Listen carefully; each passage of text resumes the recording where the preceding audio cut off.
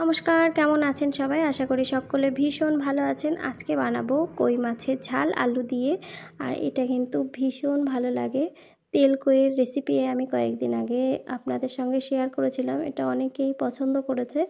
তো আজকে আবার একটা কই মাছের রেসিপি আজকে আমি করব একদম হালকাভাবে আলু দিয়ে। এই দেখুন, কই মাছগুলো কেটে ধুয়ে পরিষ্কার করে নিয়েছি। আর এই যে লবণ হলুদ মাখিয়ে রেখে দেবো কিছুক্ষণ। তো কই মাছ যেহেতু জ্যান্ত থাকে, তার জন্য কিন্তু এটা কাটা ধোয়াটা খুবই একটা টাইমের ব্যাপার। এবার আমি মেখে ওই 2 মিনিট মতো একটু রেখে দেব।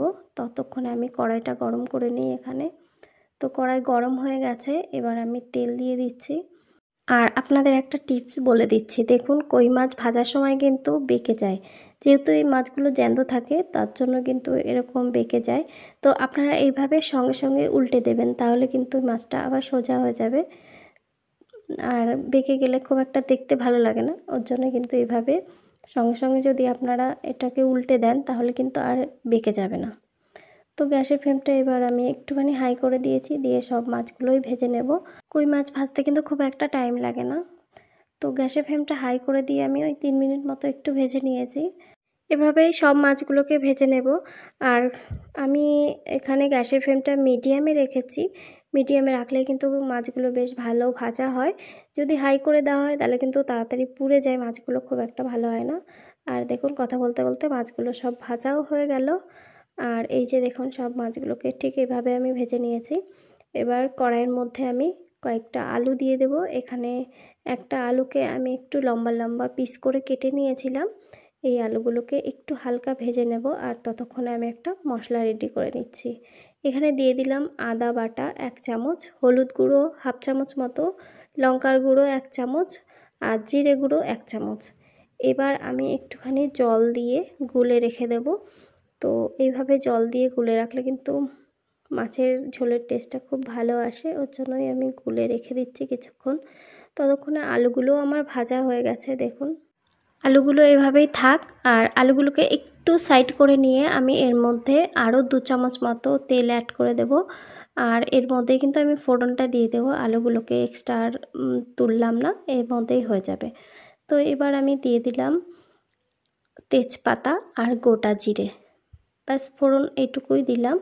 শুকনো লঙ্কা নেই তাই দিতে পারলাম না, আপনাদের কাছে থাকলে আপনারা দিয়ে দেবেন। আর এই যে মশলাটা দিয়ে কিছুক্ষণ কষিয়ে নেব। এভাবে মশলা কষিয়ে নিলে মশলাটা টাইম মতন কষানোও হয়ে যাবে, আর তার সঙ্গে কিন্তু আলুটাও সেদ্ধ হয়ে যাবে। তো এইভাবে কিন্তু অনেকটাই টাইম বাঁচে। দেখুন, এখানে আমি 3 মিনিট মতো ঢাকা চাপা দিয়ে রেখে দিয়েছিলাম, আর তার মধ্যে কিন্তু মশলা থেকে সুন্দর করে তেল ছেড়ে দিয়েছে। আর এখানে দেখুন আলুটাও কিন্তু সেদ্ধ হয়ে গেছে। এবার আমি এর মধ্যে পরিমাণ মতো জল দিয়ে দিচ্ছি। আমি এখানে 2 কাপ মতো জল ইউজ করছি, আপনারা যতটা ঝোল রাখতে চান ততটাই জল দেবেন। তো যেহেতু আমি এটা একটু বেশি ঝোল রাখতে চাই, তার জন্য একটু বেশি করে জল দিয়েছি। আর এই যে ফুটতে শুরু করেছে, এবার আমি সব মাছগুলোকে দিয়ে দিচ্ছি। তো রান্নার প্রায় শেষের দিকে, এবার কিন্তু একটুখানি ফুটিয়ে নিলেই রেডি হয়ে যাবে, কেননা আলু তো আগের থেকেই গলে গেছে। আলু আর এক্সট্রা করে গলাতে হবে না, মাছ আর ঝোলের সঙ্গে ফুটিয়ে নিতে যতটা দেরি ততক্ষণে। তো আপনাদের এই ভিডিওটা কেমন লাগলো অবশ্যই কিন্তু কমেন্ট করে জানাতে ভুলবেন না। আর যদি আমার এরকম আরও অনেক ভিডিও দেখতে চান, তাহলে কিন্তু আমার চ্যানেলটাকে সাবস্ক্রাইব করে বেল আইকনে অল ক্লিক করে রাখবেন, তাহলে আমি যখনই কোনো নতুন ভিডিও আপলোড করব সবার আগে কিন্তু আপনার কাছে পৌঁছে যাবে।